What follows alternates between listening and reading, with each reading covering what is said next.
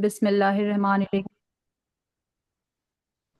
شب ضربت ہے آج اور مولا علی کی اس کے استحاد سے ایک مجلس کا آغاز کیا جا رہا ہے، جس کا آغاز میں تلاوت کلام پاک سے کروں گی۔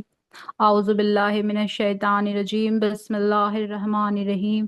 انا انزلناہ فی لیلۃ القدر وما ادراک ما لیلۃ القدر لیلۃ القدر خیر من الف شہر تنزل الملائکۃ والروح فیہا باذن ربہم من کل امر سلام ہی حتی مطلع الفجر صدق اللہ العلی العظیم۔ اللہم صلی علی محمد وآل محمد وعجل فرجہم۔ اللہم صلی علی محمد وآل محمد وعجل فرجہم۔ اب میں گزارش کروں گی عالمہ شبنم زیادی صاحبہ سے کہ وہ آئیں اور خطابت کریں۔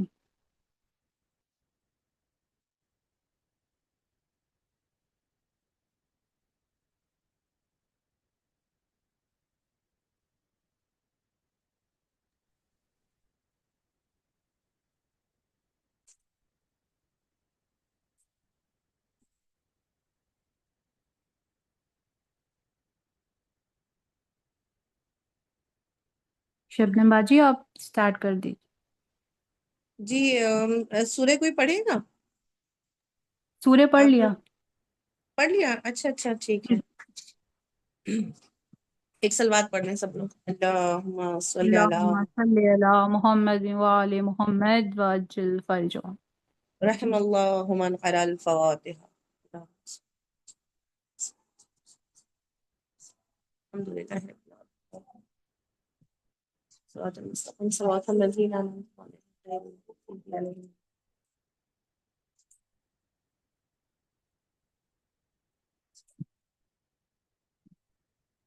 اعوذ باللہ من الشیطان اللعین الرجیم بسم اللہ الرحمن الرحیم الحمد للہ رب العالمین الصلاة والسلام علی اشرف الانبیاء والمرسلین سیدنا ونبینا وشفیع ذنوبنا وحبیب قلوبنا وطبیب نفوسنا مولانا مولا الثقلین جد الحسن والحسین بالقاسم محمد اللہم اللهم صل صلی على علی محمد محمد وعلى محمد الطيبين الطاهرين المعصومين المظلومين ولعنة الله على أعدائهم أجمعين أما فقد قال الأمير المؤمنين عليه السلام أوصيكما بتقوى الله وأوصيكما وجميع ولدي وأهلي ومن بلغه كتابي بتقوى الله صلوات پڑھ دے محمد وعلى محمد اللهم صل على اللہم محمد۔ صلی علی محمد وآل محمد۔ آپ سب سے ایک درخواست ہے کہ ایک مرتبہ سورہ الحمد اور 3 مرتبہ سورہ توحید کی تلاوت کر کے جن مرحومین کے نام لیے جائیں گے ان تمام مرحومین کی روح کو بخش دیجیے۔ اللہم صلی علی محمد وآل محمد وعجل فرجهم۔ اللہم صلی علی محمد وآل محمد وعجل فرجهم۔ بسم اللہ الرحمن الرحیم الحمد للہ رب العالمین الرحمن الرحیم مالک یوم الدین ایاک نعبد و ایاک نستعین اهدنا الصراط المستقیم صراط الذین انعمت علیہم غیر المغضوب علیہم ولا الضالین۔ بسم اللہ الرحمن الرحیم قل هو اللہ احد اللہ الصمد لم یلد ولم یولد ولم یکن له کفوا احد۔ بسم اللہ الرحمن الرحیم قل هو اللہ احد اللہ الصمد لم یلد ولم یولد ولم یکن له کفوا احد۔ بسم اللہ الرحمن الرحیم قل هو اللہ احد اللہ الصمد لم یلد ولم یولد ولم یکن له کفوا احد۔ اللہم صل علی محمد وعلی اللہم صل علی محمد وعلی محمد اللہم صل علی محمد وعلی محمد عجل فرجهم۔ پروردگارہ اس سورہ فاتحہ جس کی تلاوت کا شرف ہم سب نے حاصل کیا، پروردگارہ اس سورہ فاتحہ کو 14 معصومین کی خدمت میں بالخصوص مولا امیر المومنین علیہ السلام کی خدمت میں ہدیہ کرتے ہیں، اس کا جو بھی اجر و ثواب ہے پروردگارہ وہ مرحوم تزین پاشا ابن سید توفیق الحسن، سید اختر حسین جعفری ابن سید جعفر حسین جعفری، رئیس فاطمہ بنت سید عابد حسین، سید وقار حسین عابدی، معصومہ بی بی سبیکہ عابدی، امانت الزہرا بنت سید حسن جواد نقوی، کنیز فاطمہ رضوی بنت سید ناظم حسین نقوی، سید محمد عباس شاہد ابن سید شاہد حسین رضوی، سید شاہد حسین رضوی ابن سید ارتضیٰ حسین، سید ابو محمد ابن سید تصدق حسین، کنیز فاطمہ بنت کاظم علی سریا نقوی بنت شفاقت حسین، رضا حسین ابن میر مختار حسین، بنت زہرا بنت سید علی مظفر، شوکت علی دوست محمد ابن کرم علی دوست محمد، شیراز فاطمہ بنت تہذیب الحسن اور سید سردار حسین، اور جملہ تمام مرحوم مومنین مومنات اور جو حاضرین ہیں ان کے مرحوم مومنین مومنات کی خدمت میں بخشتے ہیں۔ پروردگارہ بحق محمد اور آل محمد کے ان تمام مرحومین کے گناہوں کو معاف کر دے اور انہیں اپنے جوار رحمت میں جگہ عنایت فرما۔ اللہم صلی علی محمد وعلی محمد وعجل فرجہم۔ پروردگار عالم کا شکر ادا کرتی ہوں کہ جس نے ہمیں یہ شرف عطا کیا، جس نے ہمیں یہ توفیق عطا کی کہ آج ہم سب اپنے اپنے گھروں میں بیٹھ کر بھی ذکر اہل بیت کر رہے ہیں۔ خدا کا لاکھ لاکھ شکر ہے جس نے ہمیں یہ عظیم مہینہ عطا کیا، وہ مہینہ کہ جو نعمتوں کا مہینہ ہے، رحمتوں کا مہینہ ہے، برکتوں والا مہینہ ہے، وہ مہینہ جس کی راتیں سال کی راتوں سے افضل ہیں، جس کے دن سال کے دنوں سے افضل، جس کے گھنٹے سال کے گھنٹوں سے افضل ہیں، وہ مہینہ جس میں جاگنا بھی عبادت، سونا بھی عبادت، پڑھنا بھی عبادت، پڑھانا بھی عبادت، حتیٰ سانس لینا بھی عبادت قرار دیا ہے، جس مہینے میں انسان کے لیے توبے کے تمام دروازے کھول دیے گئے ہیں اور آواز آتی ہے، اے میرے بندو آؤ، جس در سے آنا ہے آ جاؤ، تمہارا پروردگار تمہارے گناہوں کو معاف کر دے گا۔ وہ مہینہ جس میں خدا ہمارا میزبان ہے اور ہم اس کے مہمان ہیں، اور وہ پروردگار ہمیں دعوت دے رہا ہے۔ کس انداز میں دعوت دے رہا ہے؟ یا ایھا الذین آمنو، اے صاحبان ایمان، یعنی یہ دعوت ہر ایک کو نہیں دی جا رہی ہے، صرف صاحبان ایمان کو یہ دعوت دی جا رہی ہے، اور دعوت میں پروردگار عالم اہتمام کر رہا ہے۔ کس چیز سے اہتمام کر رہا ہے؟ کہ اس دعوت کا اہتمام شب قدر سے، نزول قرآن سے ہے، فرشتوں کی آمد ہے، استجابت دعا سے ہے، روح کی لطافت سے ہے، گناہوں سے دوری اور جہنم سے چھٹکارے کی سند کے ساتھ ہے، اور اس دعوت کا وقت یہ پورا مہینہ ماہ مبارک رمضان کا ہے، کہ جس کا اول بھی رحمت، جس کا اوسط مغفرت اور جس کا آخر ثواب ہی ثواب ہے۔ تو عزیزان محترم، خدا کا شکر ادا کیجئے کہ اللہ نے ہمیں یہ سعادت نصیب کی اور یہ مہینہ بھی ہمیں دیکھنا نصیب ہوا، یہ مہینہ کہ جس میں ایک ایک عبادتوں کا ثواب اور مہینوں سے کئی گنا زیادہ جو ہے پروردگار اپنے بندوں کو عطا کرتا ہے۔ اب سوال یہ ہے کہ اس مہینے میں اتنا اجر و ثواب کیوں؟ آخر ماہ رمضان میں اتنا اجر و ثواب کیوں ہے؟ جبکہ دوسرے مہینوں میں بھی انسان عبادت کرتا ہے، لیکن دوسرے مہینوں کی بنسبت ماہ رمضان میں اللہ اتنا اجر و ثواب کیوں عطا کرتا ہے؟ تو دیکھیے، شاید اس کی ایک وجہ یہ ہے کہ اور مہینوں میں ہم جب عبادتیں کرتے ہیں تو ان عبادتوں میں کہیں نہ کہیں ایک دکھاوا، ایک ریاکاری، ایک ظاہر بینی جو ہے وہ انسان کی جھلک اس میں نظر آ جاتی ہے۔ کوئی بھی عبادت کرتا ہے تو کہیں نہ کہیں سے کہیں ریاکاری اس میں آ ہی جاتی ہے، دکھاوا آ ہی جاتا ہے۔ لیکن ماہ رمضان وہ مہینہ ہے کہ جس میں جب بندہ عبادت کرتا ہے تو وہ جانتا ہے کہ یہ مہینہ خدا کا مہینہ ہے، اس مہینے کا ہر عمل خدا کے لیے کرنا ہے، تو اس لیے اس مہینے میں کہیں بھی آپ دیکھیں کہ انسان کے عمل میں ریاکاری نظر نہیں آتی ہے۔ وہ اگر نماز بھی پڑھتا ہے صرف اللہ کے لیے، روزہ رکھتا ہے صرف اللہ کے لیے، اور آپ جانتی کہ روزے کا تعلق تو نیت سے ہے، روزے کا تعلق نیت سے، وہ صرف خدا اور بندے کے درمیان کا معاملہ ہے اور خدا نیتوں سے آگاہ ہے۔ تو چاہے وہ نماز ہو، چاہے وہ روزہ ہو، چاہے وہ دوسری عبادتیں ہو، چاہے قرآن کی تلاوت ہو، ہر عمل وہ صرف اور صرف اللہ کی رضا کے لیے، اللہ کی خوشنودی کے لیے کرنا چاہتا ہے۔ لہٰذا پروردگار عالم بھی یہ فرماتا ہے کہ رمضان میرا مہینہ ہے اور اس کا اجر بھی میں ہی عطا کروں گا۔ اب خدا کیا کچھ عطا کر سکتا ہے ہم اس کو تصور ہی نہیں کر سکتے، کتنا اجر و ثواب اللہ اس مہینے میں دے گا اپنے بندوں کو، انسان اس کو تصور ہی نہیں کر سکتا ہے۔ اس کا تو پتہ اس وقت چلے گا، روایت کہتی ہے کہ جب روز محشر انسان خدا کی بارگاہ میں جائے گا، اپنے نام اعمال میں نیکیوں کو دیکھے گا اور اجر کو دیکھے گا،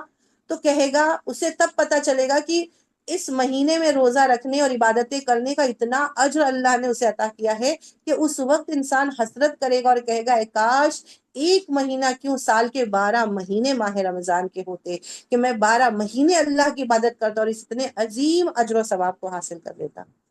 بس عزیزان محترم، ہمیں کوشش کرنی ہے۔ 15 آپ دیکھیے تقریباً آدھا مہینہ گزر چکا ہے، شب قدر، پہلی شب قدر آ چکی ہے، اور یہ مہینہ وہ مہینہ ہے کہ جس میں اگر ہم نے اپنی بخشش نہ کروائی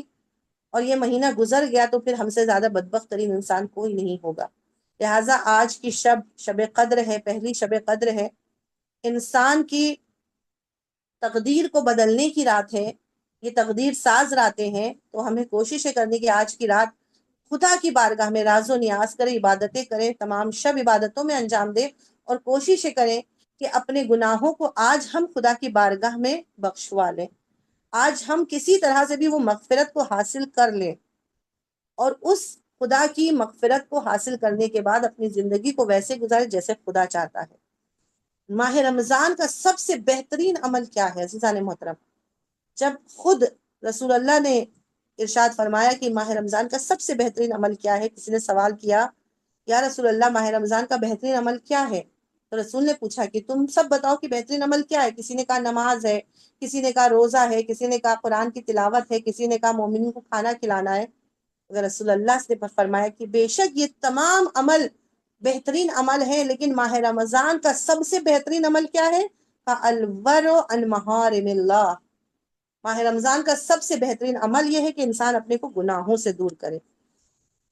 بس ہمیں کوشش کرنی ہے کہ ہم اس مہینے میں عبادتوں کے ساتھ ساتھ گناہوں سے بھی دوری اختیار کریں، اور یہ مہینہ جو آپ دیکھیے کہ ہم گناہوں سے بہت حتی الامکان اپنے کو دور کر لیتے ہیں، اس مہینے میں ہم کوشش کرتے ہیں کہ ہم سے گناہ سرزد نہ ہو، تو صرف کوشش کریں کہ اسی مہینے میں نہیں بلکہ اس کے بعد بھی یہ سلسلہ جاری رہے اور ہم خود کو گناہوں سے بچائیں۔ اور اس میں سب سے زیادہ جو ہم مدد اگر کسی سے لے سکتے ہیں تو وہ خود مولا متقیان غالب علی کل غالب علی ابن ابی طالب سے، اپنے مولا سے مدد لے سکتے ہیں، اس لیے کہ یہ مہینہ مولا کائنات امیر المومنین کا بھی مہینہ ہے۔ لہٰذا ہم کوشش کریں کہ اپنی زندگی کو اگر بہترین بنانا چاہتے ہیں تو مولا علی کی تعلیمات کو پڑھیں، ان کی تعلیمات پر غور و فکر کریں اور اپنی زندگی میں اسے اپنانے کی کوشش کریں، مولا کے اقوال کو زیادہ سے زیادہ پڑھیں۔ آج ہمارے لیے افسوس کا مقام ہے کہ آج اتنی عظیم کتاب ہمارے درمیان ہے مولا کے اقوال کی، لیکن ہم اس سے بے ناآشنا ہیں، ہم اس سے بے خبر ہیں۔ قرآن کی تلاوت تو کرتے ہیں، لیکن کیا کبھی ماہ رمضان میں ہم نے مولا کی کتاب، مولا کے جو کتاب نہج البلاغہ کی صورت میں ہمارے درمیان میں موجود ہے، کیا ہم نے اسے کبھی پڑھنے کی کوشش کی؟ اب دیکھیے کتنی عظیم یہ کتاب ہے، یہ کتاب کے جسے اخو القرآن کا نام دیا گیا ہے، یعنی قرآن کا بھائی، یعنی یہ کتاب وہ کتاب ہے کہ جو کائنات میں آپ دیکھیے کوئی انسان ایسی فصاحت اور بلاغت کے ساتھ اس کتاب کو لکھ ہی نہیں سکتا ہے جو مولا علی نے جس اقوال کو، جن کلام کو، جن خطبوں کو پیش کیا ہے، اور کس قدر اس کے اندر درس اور عبرت ہے لوگوں کے لیے، اور یہ درس و عبرت ہمارے اور آپ کے لیے ہی ہے۔ بس ہمیں کوشش یہ کرنی چاہیے کہ ہم اگر اپنی زندگی کو بہترین بنانا چاہتے ہیں تو مولا علی علیہ السلام کی اس کتاب کو پڑھیں، کوشش کریں کم سے کم۔ آپ دیکھیے 380 سے زیادہ مولا کے اس میں شارٹ سینگ ہے،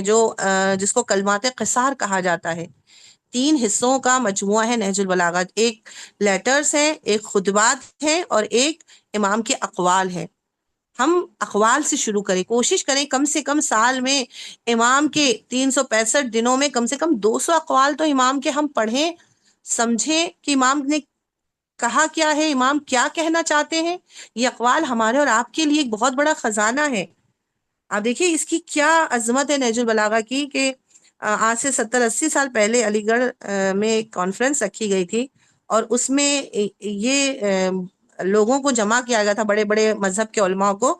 اور اس بات پر یہ کانفرنس رکھی تھی، قرآن نے جو دعویٰ کیا ہے کہ میرے جیسا ایک سورہ یا میرے جیسا ایک آیت بھی لا کر دکھاؤ، تو سب یہ لوگ جمع ہوئے تھے کہ آج تک کوئی قرآن کا مقابل کیوں نہیں لا سکا، آج تک قرآن کے مقابل میں کوئی ایک آیت کیوں نہیں لا سکا، قرآن چیلنج کر رہا ہے، آج تک کوئی اس چیلنج کا جواب کیوں نہیں دے سکا ہے۔ تو کہتے ہیں بڑے بڑے مذاہب کے علماء وہاں موجود تھے، کہتے ہیں صدارت جو ہے ایک مسیحی عالم دین کو دی گئی، وہ مسیحی ہے، دوسرے مذہب سے تعلق رکھتا ہے، لیکن اسے بھی اس کتاب کی عظمت کا پتہ ہے، وہ کھڑا ہوتا ہے اور کہتا ہے کہ اس قرآن کا ایک چھوٹا بھائی ہے جسے اخو القرآن کہا جاتا ہے، جو نہج البلاغہ ہے، جو علی کے اقوال، خطوط اور خطبوں کا مجموعہ ہے۔ تم قرآن مجید کو چھوڑو، پہلے نہج البلاغہ کا جواب لے آؤ، اگر وہ لا سکے تو پھر قرآن کی بات کرنا۔ یعنی ایک مسیحی بھی اعتراف کر رہا ہے کہ نہج البلاغہ کا بھی جواب لانے کی بشر میں طاقت نہیں ہے، تو جو نہج البلاغہ کا جواب نہیں لا سکتا وہ قرآن کا جواب کہاں سے لا سکتا ہے؟ تو عزیزان محترم، ایسی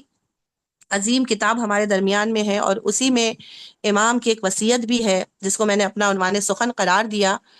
اور یہ اس لیے دیا ہے تاکہ ہمیں معلوم ہو سکے کہ مولا نے دنیا سے جاتے وقت اپنے چاہنے والوں سے کیا وصیت کی تھی۔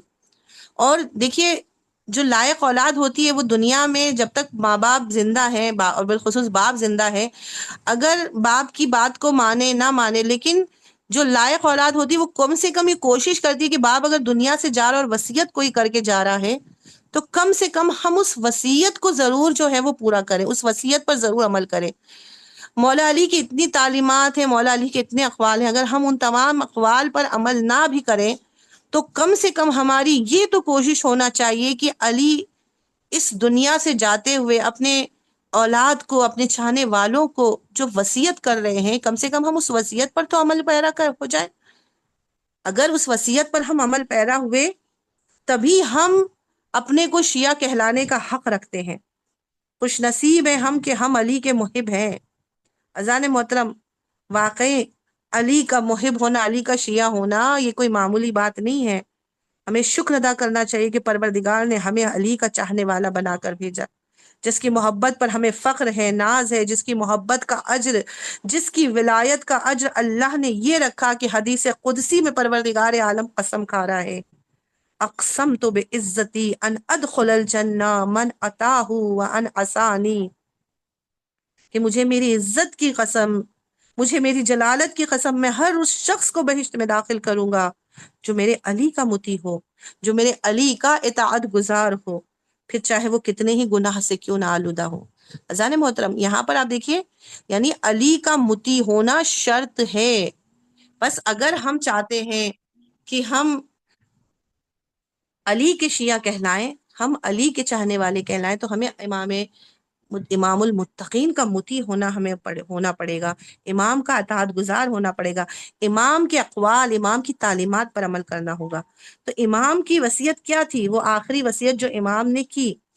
کس وقت وہ وصیت کی، کس کے لیے کی؟ آپ دیکھیے اس وصیت کا، وہ وصیت نہج البلاغہ میں موجود ہے، جو امام نے اپنی زندگی کے چند لمحے جو آخری کے بچے تھے، اس سے پہلے سب سے آخری جو وصیت کی تھی، وہ وصیت کس کے لیے تھی؟ امام حسن اور امام حسین کو وصیت کی تھی امام نے۔ امام فرماتے ہیں اوصیکما بتقوی اللہ، پہلے وصیت کرتے ہیں امام حسن اور امام حسین سے کہ میں تم دونوں کو تقوی کی وصیت کرتا ہوں، اور پھر فرماتے ہیں وَأُوصِيكُمَا وَجَمِيعَ وَلَدِي وَأَهْلِي وَمَنْ بَلَغَهُ کتابی، اور میں وصیت کرتا ہوں اپنی تمام اولاد کو، اپنے تمام اہل و عیال کو، اور ہر وہ لوگوں کو جن تک میری یہ وصیت پہنچے، ان کو بھی امام کیا وصیت کر رہے ہیں؟ بے تقوی اللہ، اللہ کے تقوی اختیار کرو۔ اذان محترم، اب مولا کائنات کی سب سے پہلی وصیت اپنے چاہنے والوں سے ہے اللہ کا تقوی اختیار کرو۔ اب دیکھیے کس حال میں علی وصیت کر رہے ہیں کہ بستر بیماری پر آخری وقت ہے، بار بار علی کو غش آ رہا ہے، اور جب جب غش سے فاقہ ہوتا ہے تو مولا اپنے اولاد سے، اپنے بچوں سے وصیت کرتے ہیں۔ اور آپ سب جانتے ہیں کہ جب انسان کا آخری وقت ہوتا ہے اور وہ دنیا سے جانے والا ہوتا ہے تو وہ چاہتا ہے کہ اپنی اولاد کو اپنی زندگی کا سارا اصل اور نچوڑ بتلا دے، اپنی زندگی کا جو کچھ اس نے تجربہ حاصل کیا ہے اس کا اصل، اس کا نچوڑ وہ دے دے اپنی اولاد کو، تاکہ اس کی اولاد گمراہ نہ ہونے پائے۔ علی بھی دنیا سے جا رہے ہیں تو آخری وصیت کیا کر رہے ہیں؟ اوصیکما بتقوی اللہ، میں تم کو اللہ کے تقوی کی وصیت کرتا ہوں۔ اذان محترم، سب سے پہلی وصیت تقوی ہے، ہمیں اپنے اندر تقوی کو پیدا کرنا ہے۔ قرآن آپ دیکھیے، یہ ماہ رمضان بھی اللہ نے جو ہمارے رکھا ہے، یہ کس لیے رکھا ہے؟ کیا ہے؟ یہ فرماتا ہے یا ایھا الذین آمنوا کتب علیکم الصیام کما کتب علی الذین من قبلکم، اے صاحبان ایمان، ہم نے تم پر روزوں کو واجب قرار دیا اسی طرح سے جیسے تم سے پہلے والے امت پر واجب قرار دیا، لعلکم تتقون،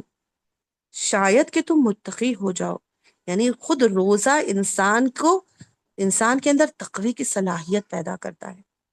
بس ہم کوشش کریں کہ اپنے اندر تقوی کو پیدا کریں۔ علی کی وصیت ہے اپنے چاہنے والوں سے، اپنی اولاد سے، کہ اپنے اندر تقوی کو پیدا کریں۔ تقوی کیا ہے؟ تقوی کی سب سے آسان تعریف آپ نے بارہا سنی ہوگی، سب سے آسان تعریف، کہا تمام واجبات کو انجام دے، تمام حرام سے اپنے دامن کو بچا لے۔ یہ تقوی کی سب سے آسان تعریف ہے۔ بس کوشش کریں کہ اس رمضان میں عہد کریں اپنے مولا سے کہ مولا ہم اپنے اندر تقوی کو اپنے وجود کو تقوی سے آراستہ کریں گے، گناہوں سے اپنے دامن کو بچائیں گے، اور تمام واجبات پر انشاءاللہ عمل کریں گے۔ اور اس کے بعد امام کہتے ہیں ولا تبغی الدنیا وان بغتکما، اور دوسری وصیت کیا کی، اور دیکھو دنیا کے پیچھے مت بھاگنا، اگرچہ وہ تمہارے پیچھے پیچھے بھاگے گی، یعنی دنیا تمہارے پیچھے پیچھے آئے گی لیکن تم دنیا کے پیچھے مت بھاگنا، اس لیے کہ علی کو دنیا سے کبھی محبت نہیں رہی ہے، تو جو علی کا چاہنے والا ہے وہ بھی دنیا کے پیچھے بھاگنے والا نہیں ہے۔ آج ہم اپنے وجود میں دیکھ لیں، آج ہمارے اندر کیا یہ خاصیت ہے، صفت ہے کہ ہم دنیا سے دوری اختیار کیے؟ نہیں، ہم تو دنیا کے پیچھے بھاگ رہے ہیں، ہمارا تو سارا ہم و غم دنیا ہے۔ امام کہہ رہے ہیں ولا تبغی الدنیا، دنیا کے پیچھے نہ بھاگو۔ اور اس کے بعد امام کہتے ہیں جو چیز ہاتھوں سے چلی جائے اس پر افسوس نہ کرو، یہ بھی امام کی وصیت ہے کہ اگر تم سے کوئی چیز چھن جائے تو اس پر افسوس نہ کرنا۔ اور پھر امام نے اور بھی وصیتیں کی ہیں، وقولا بالحق وعملا للآخرہ، حق بولو، آخرت کے لیے عمل کرو۔ پھر امام نے یتیموں کے لیے، پڑوسیوں کے لیے، نماز سے متعلق، قرآن سے متعلق، حج سے متعلق وصیتیں کی، اور اس کے بعد غلطیوں کے درگزر کرنے کی وصیت کی، امر بالمعروف نہی عن المنکر، عدل اور انصاف کی وصیت کی۔ ہم چاہیں ان وصیتوں کو پڑھیں، کوشش کریں ان پر، اپنی زندگی پر اس پر عمل کریں تاکہ امام ہم سے راضی ہو سکے۔ تو عزیزو، مولا کا چاہنے والا کبھی دنیا کے پیچھے نہیں بھاگے گا، مولا کا چاہنے والا کبھی بھی کسی چیز کے چھن جانے پر کفے افسوس نہیں ملتا ہے۔ بس ایک چھوٹا سا واقعہ پیش کر کے انشاءاللہ مصائب کی منزل پر آؤں گی کہ آپ دیکھیے حاجی الماس، ایک شخص مولا کا چاہنے والا، بہت غریب ہے، کہتے ہیں کہ 2 کمروں کا ایک چھوٹا سا مکان اس کا ہے، اور نہایت ہی تنگ دستی کی زندگی گزار رہا ہے۔ ایک مرتبہ دیکھتا ہے کہ بہت پریشانی آ گئی تو اپنی بیوی سے کہتا ہے کہ ایسا کرتے ہیں کہ ہم ایک کمرے میں، ایک حجرے میں زندگی گزارتے ہیں، ایک حجرے میں ہم مرغیاں پالتے ہیں تاکہ ہماری زندگی اچھے سے گزر بسر ہو سکے۔ بیوی نے کہا کہ چھوٹا سا کمرہ ہے، ایسا کرتے ہیں کہ اس کو کھودتے ہیں زمین کی گہرائی تک تاکہ تھوڑا سا اور اس میں جو ہے وہ طبقے بن جائیں تاکہ ہم زیادہ سے زیادہ مرغیاں اس میں پال سکیں۔ کہتے ہیں کہ اس نے کھدائی کرنا شروع کیا، جب کھدائی کی تو اس کو ایک اس میں سے قیمتی پتھر ملا۔ اب وہ پتھر لے کے خوشی خوشی بازار گیا، جب وہ بازار گیا تو وہاں پر جو جوہری تھے اس نے دیکھا تو کہا کہ یہ تو بہت قیمتی پتھر ہے، اور یہ پتھر یہاں پر اس کی قیمت تمہیں نہیں ملے گی، اس کی اصل قیمت چاہیے تو تمہیں بغداد جانا پڑے گا، وہاں کے جو تاجر ہیں وہی تمہیں اس کی اصل قیمت دیں گے۔ کہتے ہیں یہ شخص غریب خوش تو بہت ہو گیا، اب فوراً سامان سفر باندھا اور یہ عراق کے لیے نکل گیا۔ کہتے ہیں جب عراق کی سرزمین پر پہنچا تو ایک مرتبہ کہتا ہے کہ میں اتنی دور آیا ہوں تو پہلے میں اپنے مولا کی زیارت کو جاؤں گا۔ یہ سیدھے نجف آتا ہے، مولا علی کے روضے میں زیارت کرتا ہے، 2-3 دن وہاں رہتا ہے۔ اب کوئی فکر تو اسے نہیں ہے کیونکہ اسے اتنا بڑا خزانہ مل گیا ہے، 2-3 دن خوب اچھے سے زیارت کرتا ہے، اور جب تیسرا دن آتا ہے، زیارت کا آخری دن، اور اس کو بس زیارت کر کے اب بغداد کے لیے نکلنا تھا۔ کہتے ہیں وہ زیارت کر رہا تھا کہ ایک مرتبہ حرم میں بیٹھا ہوا تھا کہ ایک مرتبہ ایک خادم آواز دیتا ہے وہاں پہ لوگوں کو خطاب کر کے کہتا ہے کہ اے لوگو، تمہارے مولا کی زری جو ہے وہ نہیں ہے۔ اس وقت امام کی جو زری تھی وہ لکڑی کی بنی ہوئی تھی، تو کہتا ہے کہ اے لوگو، تمہارے مولا کے پاس زری نہیں ہے، کیا تم لوگ مدد نہیں کرو گے کہ اپنے مولا کے لیے زری کا جو ہے وہ سامان اختیار کر دو، فراہم کرو۔ کہتا ہے جیسے یہ سنتا ہے فوراً یہ اپنی جیب سے وہ قیمتی پتھر نکالتا ہے اور اس خادم کو دیتا ہے اور کہتا ہے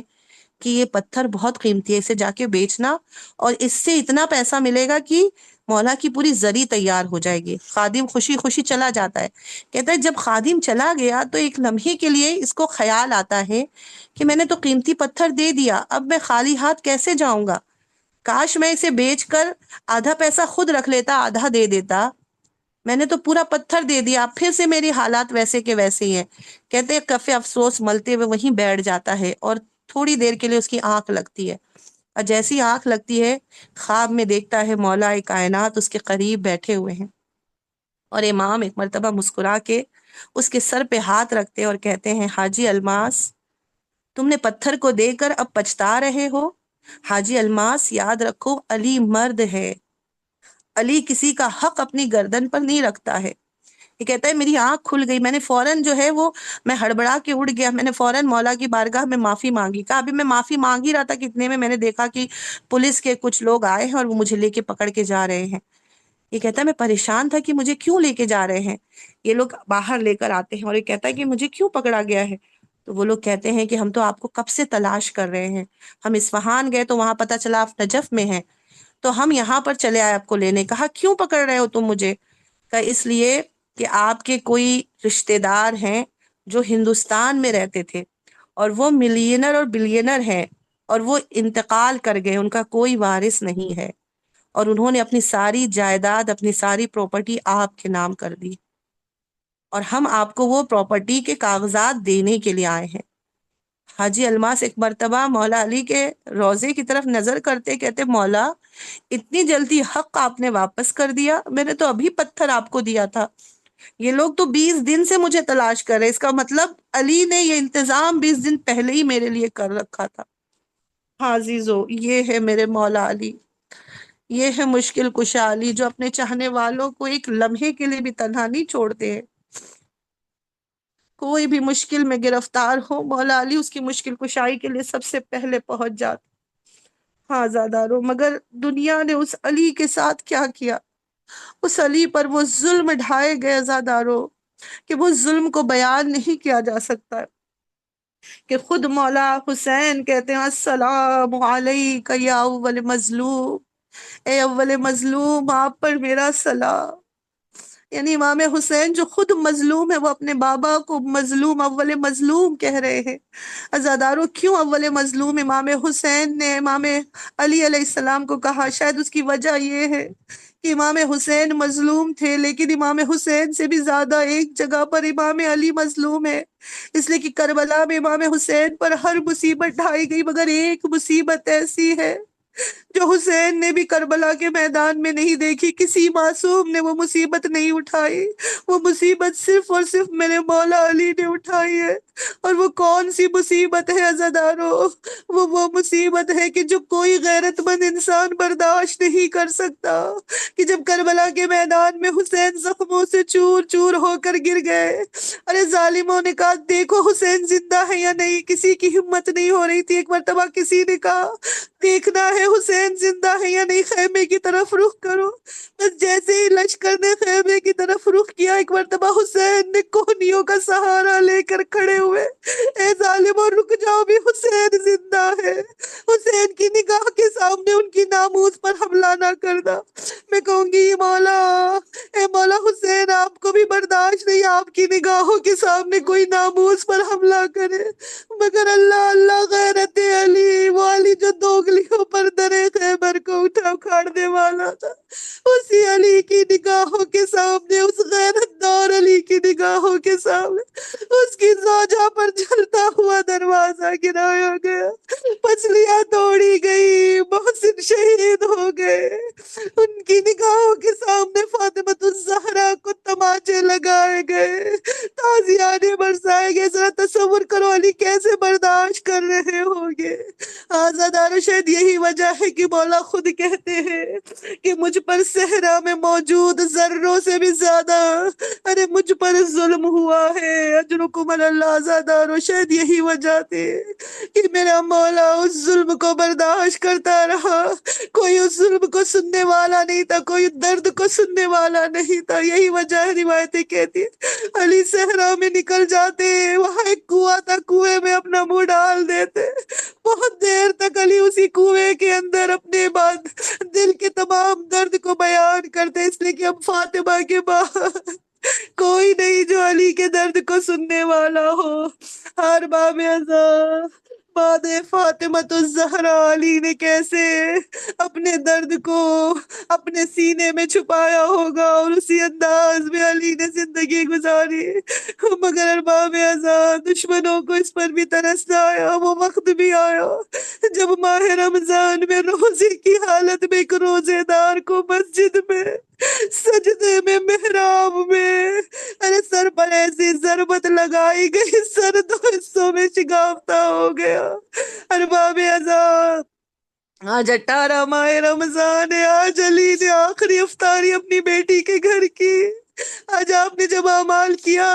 اور بے علین کا لفظ سنا ہوگا تو آپ کا دل بھی تڑپ گیا ہوگا۔ ہائے آج فاطمہ، آج زینب ام کلثوم کے سر پہ باپ کا سایہ ہے، لیکن ابھی صبح سحر نمودار ہوگی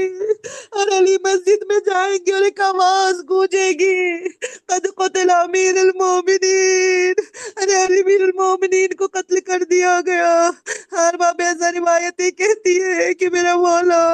ارے ارے جب مسجد میں تشریف لے گئے سر کو سجدے میں رکھا، ظالم نے ضربت لگائی، ایسی ضربت کی سر دو حصوں میں شگافتہ ہو گیا۔ علی نے اپنے سر کو پکڑ لیا، فزت ورب الکعبہ۔ ارے حسن اور حسین کے کانوں میں آواز گونجی، حسن و حسین دوڑتے ہوئے مسجد میں پہنچے۔ ارے باپ کو اس حال میں دیکھا، خون کا فوارہ جاری ہے، علی ہاتھوں سے مٹی اٹھا اٹھا کے زخم میں بھر رہے ہیں۔ ایک مرتبہ علی نے کہا حسن نماز پڑھاؤ، امام حسن نے نماز پڑھائی۔ اس کے بعد علی کو اٹھا کر ارے لوگ اپنے ہاتھوں پر لے کر بیت الشرف کی طرف چلے۔ تاریخ کہتی ہے جب بیت الشرف کے قریب پہنچے نا، میرا مولا ایک مرتبہ کہتا ہے بیٹا حسن، بیٹا حسین مجھے اپنے پیروں پہ کھڑا کر دو، ارے میری بیٹیاں تڑپ رہی ہوگی، میری بیٹیاں مجھے اس حال میں دیکھ کے برداشت نہ کر سکے گی۔ دل چاہتا ہے ہاتھوں کو جوڑ کر کہوں مولا، مولا بھی بھائی موجود ہیں، بیٹیوں کو سنبھالنے والے موجود ہیں، مگر آپ کو پتا ہے بیٹی باپ کو اس حالت میں دیکھ کے برداشت نہیں کر سکتی، مگر سلام ہو میرا کربلا کی ان 4 سالہ یتیمہ پر، ارے جس نے باپ کو رخصت کیا تھا اپنے پیروں پر، جو انتظار کر رہی تھی میرا بابا واپس آئے گا۔ ارے تھوڑی دیر بعد سلجھنا آیا، ارے بچی سمجھی بابا واپس آ گئے، دوڑ کے اب جو خیمے کے در پہ آئی کیا دیکھا، ارے خیمے میں در خیمے پہ سلجھنا آیا ہے، باگیں کٹی ہوئی ہے، تیروں سے چلی ہے۔ ارے ایک مرتبہ سکینہ دوڑ کے سلجھنا کی ماں گلے میں باہیں ڈال کر ایک جملہ کہتی ہے، سلجھنا اتنا بتا دے میرا بابا کہاں ہے، ارے سلجھنا اتنا بتا دے جب میرے بابا کو ذبح کیا جا رہا تھا، ارے میرے بابا کو پانی پلایا گیا تھا یا نہیں، ہائے یا میرا بابا پیاسا ذبح کر ڈالا گیا، الا لعنت اللہ علی القوم الظالمین، انا للہ و انا الیہ راجعون، لذنب قضاہ تسلیما لامرہ۔ ماتم حسین۔ حسین حسین حسین حسین گئی تیغ حیدر کے سر پر، روزہ داروں میں ماتم بپا ہے، آج جاتے ہیں دنیا سے حیدر، روزہ داروں میں ماتم بپا ہے، چل گئی تیغ حیدر کے سر پر، روزہ داروں میں ماتم بپا ہے، آج کوفے میں ہے آہوزاری، ماتمی ہے علی کی دلاری، آج روتے ہیں شبیر و شبر، آج روتے ہیں شبیر و شبر، روزہ داروں میں ماتم بپا ہے، چل گئی تیغ حیدر کے سر پر، روزہ داروں میں ماتم بپا ہے، بیٹیاں رو رہی ہے علی کی، ہائے گاہ قیامت یہ کیسی، اب نہیں باپ کا سایہ سر پر، اب نہیں باپ کا سایہ سر پر، روزہ داروں میں ماتم بپا ہے، چل گئی تیغ حیدر کے سر پر، روزہ داروں میں ماتم بپا ہے، یہ نماز و اذان رو رہے ہیں، غم میں دونوں جہاں رو رہے ہیں، خون میں ڈوبے ہیں محراب و منبر، خون میں ڈوبے ہیں محراب شب و منبر، روزہ داروں میں ماتم بپا ہے، چل گئی تیغ حیدر کے سر پر، روزہ داروں میں ماتم بپا ہے، خون بہتا ہے حیدر کے سر سے، آج تابوت اٹھے گا گھر سے، آج بدلا ہے کیسا مقدر، ہائے آج بدلا ہے کیسا مقدر، روزہ داروں میں ماتم بپا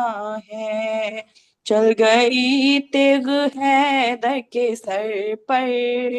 روزہ داروں میں ماتم بپا ہے، آج جاتے ہیں دنیا سے حیدر، روزہ داروں میں ماتم بپا ہے، یا علی مولا حیدر حیدر مولا، مولا، یا علی مولا حیدر مولا، یا علی مولا۔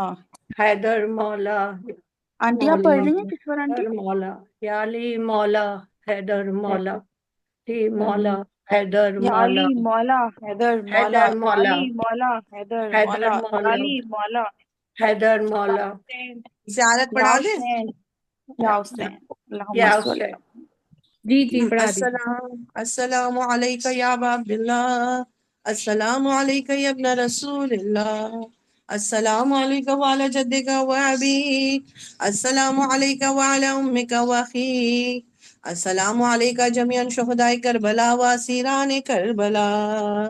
السلام علیکم ورحمۃ اللہ وبرکاتہ،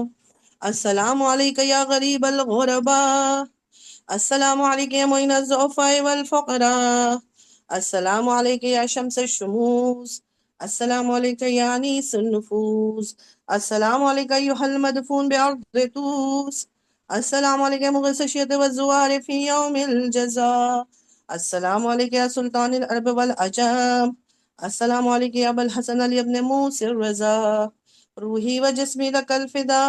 السلام علیکم ورحمۃ اللہ وبرکاتہ، السلام علیکم یا صاحب العصر والزمان، الامان الامان الامان، السلام علیکم شریک القرآن، السلام علیکم یا مظہر الایمان، السلام علیکم امام انس والجان،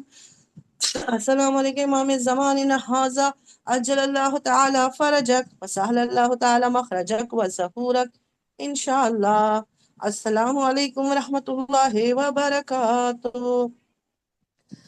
زیارت امام علی علیہ السلام۔ السلام علی شجرة النبویہ والدوحة الحاشمیہ المثمرة بالنبوة المونقة بالامامہ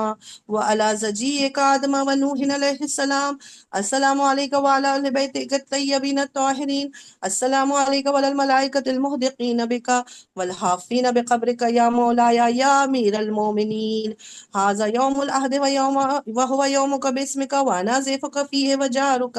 فأزفنی یا مولایا اجرنی فإنک کریم تحب الضیافہ، ومامور بالإجارہ فافعل ما رغبت الیک فیہ، ورجوته منک بمنزلتک وآل بیتک عند اللہ ومنزلته عندکم وبحق ابن عمک رسول اللہ صلی اللہ علیہ وآلہ وسلم وعلیہم اجمعین، اللہم صل علی محمد وآل محمد وعجل فرجهم وفرجنا بهم۔ آپ سب ایک مرتبہ سورہ الحمد اور 3 مرتبہ سورہ اخلاص کی تلاوت کر کے بانی مجلس کے مرحومین اور جملہ تمام مرحوم مومنین مومنات بالخصوص جو حاضرین مجلس ہیں ان کے خدمت میں انشاءاللہ جو ہے وہ سورہ فاتحہ پڑھ کے بخش دیجیے۔